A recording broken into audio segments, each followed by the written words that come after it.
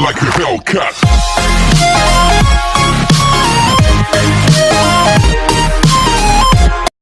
Hello and welcome everyone on my channel Voice of Rights.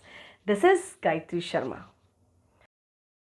हम अपने day to day life में इस तरह के इंसिडेंट बहुत सुना करते हैं, जैसे किन्हीं के साथ क्रेडिट कार्ड फ्रॉड हो गया, किन्हीं का बैंक बैलेंस रातों रात साफ हो गया और उन्हें पता भी नहीं चला, किन्हीं का एटीएम कंटिन्यूअसली कोई और यूज़ कर रहा है बिना उनके जानकारी के। एक ओटीपी आती है हमारे फ़ोन पे और हमारी सारी जमा पूंजी एक झटके में कोई ले उड़ता है। लेकिन हम ये सुना करते हैं सिर्फ। हमारे देश में 95% ऐसे लोग हैं जिन्हें यह पता ही नहीं कि ये हो क्या रहा है। इस तरह के क्राइम को क्या बोलते हैं?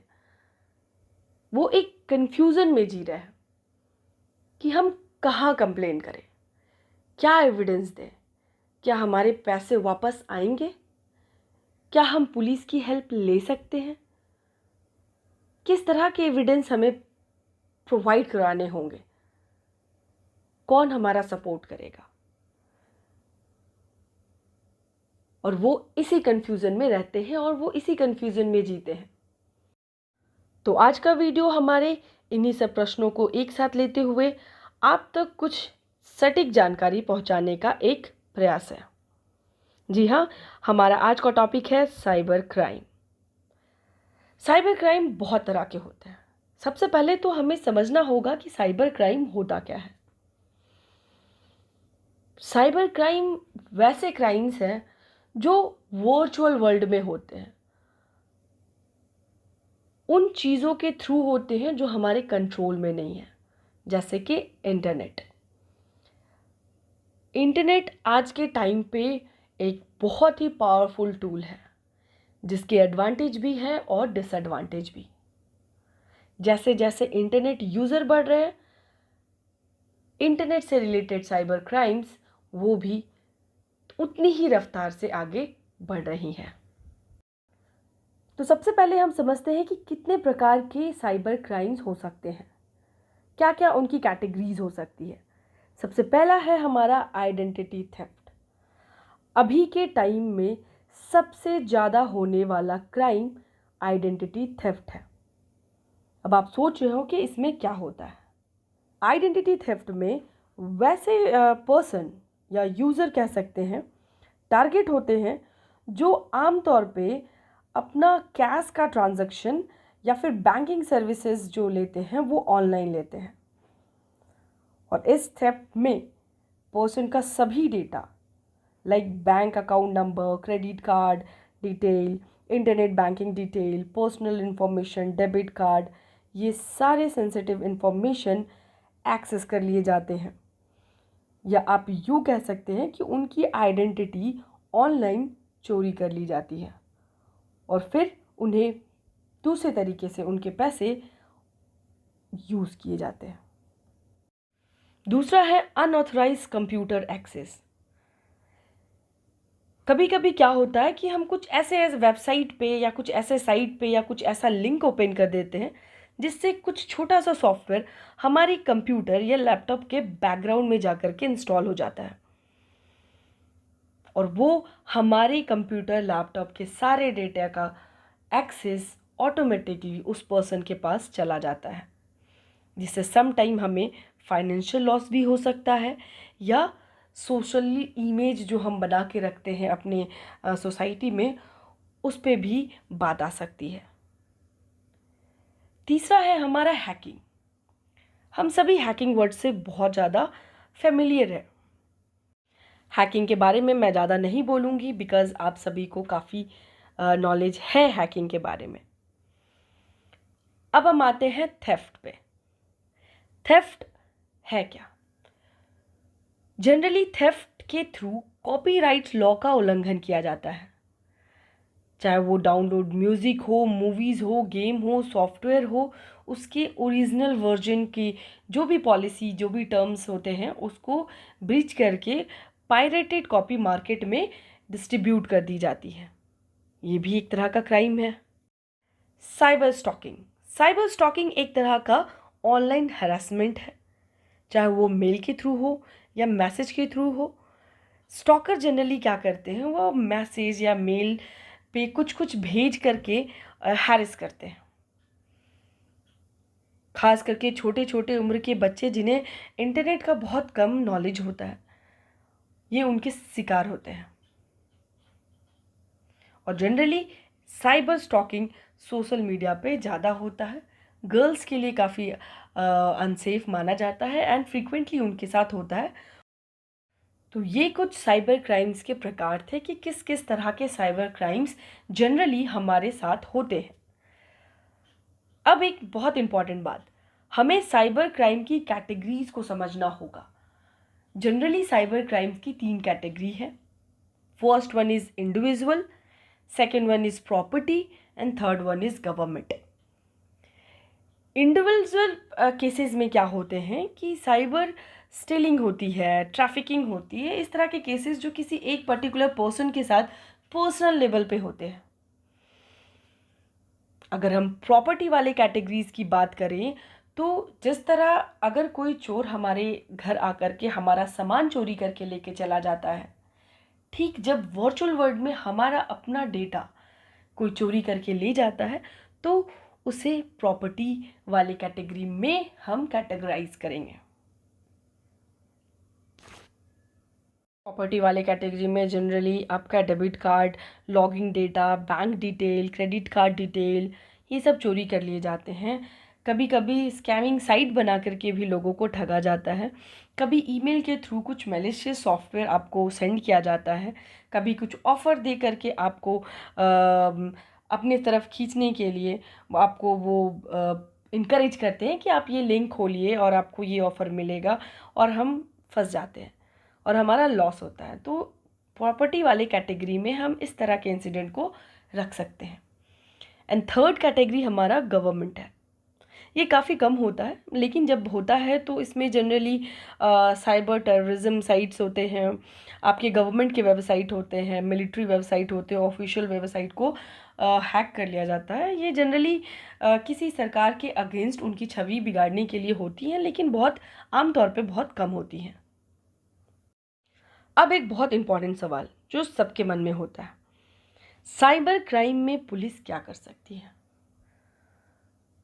तो फ्रेंड्स, ये बात हमें समझना बहुत ज़रूरी है कि साइबर क्राइम एक स्पेशलाइज्ड फील्ड है जो इंटरनेट के हेल्प के थ्रू सब जगह फैला हुआ है। ऐसा कोई भी साइबर लॉ किसी भी देश में, चाहे वो डेवलपिंग कंट्री हो या डेवलप्ड कंट्री हो, में अभी तक नहीं बनी है। ऐसा कोई भी कम्प्रिहेंसिव लॉ नहीं बनाया गया है जो साइबर क्राइम पे लगाम लगा सके। तो ये कहना कि साइबर क्राइम में पुलिस हमारी हेल्प कर सकती है, ये हम कंप्लीटली नहीं बोल सकते। जिस तरह इंटरनेट एक बहुत ही पावरफुल टूल है, उस टूल को मद्देनज़र रखते हुए हमें साइबर लॉ में बहुत सारे डेवलपमेंट करने हैं जो अभी किसी भी कंट्री में पॉसिबल नहीं हुआ। हाँ, हम ये कह सकते हैं कि ऐसे बहुत बड़ी बड़ी इन्वेस्टिगेटिंग एजेंसीज़ हैं जो इस तरह के दिक्कत का बहुत अच्छे से सॉल्यूशन निकालती हैं, हैंडल करती हैं, विक्टिम को सपोर्ट करती हैं और उन्हें इन सब पचड़ों से बचाती हैं। लेकिन क्योंकि ये सारे इंसिडेंट एक वर्चुअल वर्ल्ड में होती हैं और वर्चुअल वर्ल्ड किसी के कंट्रोल में नहीं है, तो इस पे कर्व करना, इससे लगाम लगाना अभी बहुत ही इम्पॉसिबल है रियल वर्ल्ड में। लेकिन सरकार ने इस क्षेत्र में काफ़ी उपलब्धियां प्राप्त की हैं और इसकी यही वजह है कि हर एक स्टेट में एक साइबर क्राइम सेल खोला गया है जो केस को हैंडल करेगा, साथ ही साथ अवेयरनेस भी लोगों में फैलाएगा। साइबर सेल के बारे में हमें जानकारी होना अत्यंत ज़रूरी है। साइबर सेल तभी अच्छे से वर्क कर सकता है जब विक्टिम का साइबर पुलिस को पूरा सपोर्ट हो,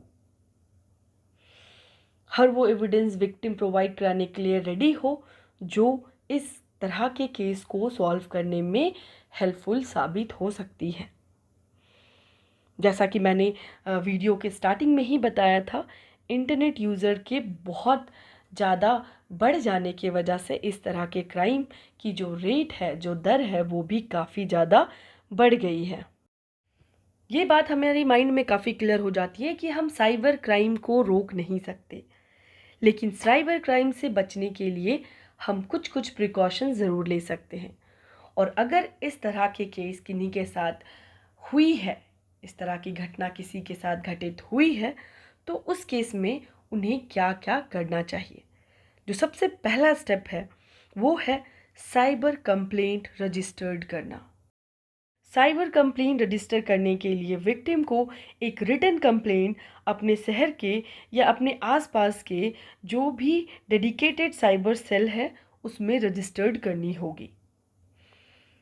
अगर मैं थोड़ी सी जानकारी आपको आईटी एक्ट की दूं, तो आईटी एक्ट के अनुसार जितने भी साइबर क्राइम होते हैं उन्हें ग्लोबल ज्यूरिडिक्शन के अंतर्गत रखा गया है। अर्थात जितने भी कंप्लेन साइबर क्राइम से रिलेटेड होते हैं वो इंडिया के किसी भी साइबर सेल में रजिस्टर्ड हो सकते हैं। ऐसा कोई बाउंडेशन नहीं है कि मुंबई के साइबर क्राइम की कोई भी एक घटना मुंबई में ही रजिस्टर्ड हो सकती है, वो हैदराबाद में नहीं हो सकती है। जब कोई साइबर क्राइम कंप्लेंट फाइल करता है तो उसे कुछ बेसिक डिटेल देना बहुत मैंडेटरी है, जिसमें उसका नाम, कॉन्टैक्ट डिटेल, मेल एड्रेस, ये डिटेल होना बहुत कंपलसरी है। इसके साथ ही साथ एक रिटन कंप्लेंट विक्टिम को head of the cyber crime cell में भी एड्रेस करनी होती है। वीडियो के लास्ट में मैं साइबर क्राइम का हेड ऑफिस कहाँ है विथ ईमेल एड्रेस मैं आपको वो प्रोवाइड करवा दूंगी। साइबर एक्ट के हिसाब से अगर कोई आपको ऑनलाइन हैरेस कर रहा है तो जब आप अपना बयान देंगे उस समय एक लीगल काउंसिल असिस्ट किया जाएगा जो आपको मेंटली, इमोशनली आपको सपोर्ट करेगा ताकि आप कंफर्टेबल होके अपनी बात सामने रख पाएँ। अब हम बात कर लेते हैं FIR, फर्स्ट इंफॉर्मेशन रिपोर्ट की। एक साइबर क्राइम में FIR कहाँ रजिस्टर करें और कैसे रजिस्टर करें। अगर आपके शहर में कोई भी साइबर सेल नहीं है तब आप FIR लोकल पुलिस स्टेशन में दर्ज करवा सकते हैं और आपके कंप्लेन को एक्सेप्ट नहीं किया गया तब आप कमिश्नर या फिर उससे ऊपर लेवल वाले अथॉरिटी या रिस्पेक्टेड पर्सन को भी अप्रोच कर सकते हैं या फिर आप सिटी के जुडिशियल मजिस्ट्रेट को भी संपर्क करके अपनी कंप्लेंट वहाँ पे रजिस्टर्ड करवा सकते हैं। ज़्यादातर साइबर क्राइम जिन्हें कि इंडियन पैनल कोड कवर करती है उन्हें क्लासिफाइड किया गया है कॉग्निजेबल ऑफेंस के तौर पे। अब ये कॉग्निजेबल ऑफेंस होता क्या है? वह क्राइम जिसमें कोई भी वारंट की ज़रूरत नहीं होती है किसी को अरेस्ट करने के लिए या किसी को इन्वेस्टिगेट करने के लिए। इसके लिए पुलिस ऑफिसर बाध्य होकर एक 0 FIR रिकॉर्ड करते हैं और फिर उस कंप्लेन को उस पुलिस स्टेशन फॉरवर्ड करते हैं जहां इस तरह की घटना हुई है। तो आप ये कह सकते हैं कि 0 FIR विक्टिम के लिए एक पावरफुल टूल होता है और जो वहाँ पे पुलिस स्टेशन पे जो भी हायर अथॉरिटी मौजूद होते हैं उनके लिए ये कंपलसरी हो जाता है कि वो 0 FIR को इमीडिएट एक्टिव करें, इमीडिएट उन पे कार्रवाई करें, सुनवाई करें।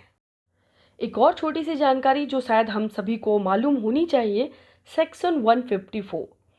सेक्शन 154 के अंतर्गत ये कंपलसरी है कि कोड ऑफ क्रिमिनल प्रोसीजर में किसी भी ऑफेंस होने पर कि कोई भी पुलिस ऑफिसर के लिए ये कंपलसरी है कि वह उन्हें विक्टिम की कंप्लेन को रजिस्टर्ड करे, चाहे वो कोई भी प्रकार का क्राइम क्यों ना हो, कोई भी पुलिस ऑफिसर कंप्लेन को रजिस्टर कर सकता है और बाद में उसे एग्जैक्ट उसी लोकेशन के पुलिस थाने में फॉरवर्ड कर सकते हैं। तो गाइज़, ये कुछ छोटे छोटे इन्फॉर्मेशन हैं जो हमें इस देश का नागरिक होने के लिए, अपने एंड अपनों के बचाव के लिए हमें मालूम होनी चाहिए।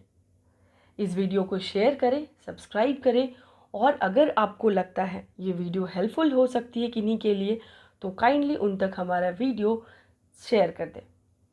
मैं गायत्री शर्मा आपको किसी नेक्स्ट टॉपिक पे आपके खुद के राइट्स को अवेयर करवाने के लिए मैं अपने नेक्स्ट वीडियो में मिलूँगी। तब तक के लिए जय हिंद।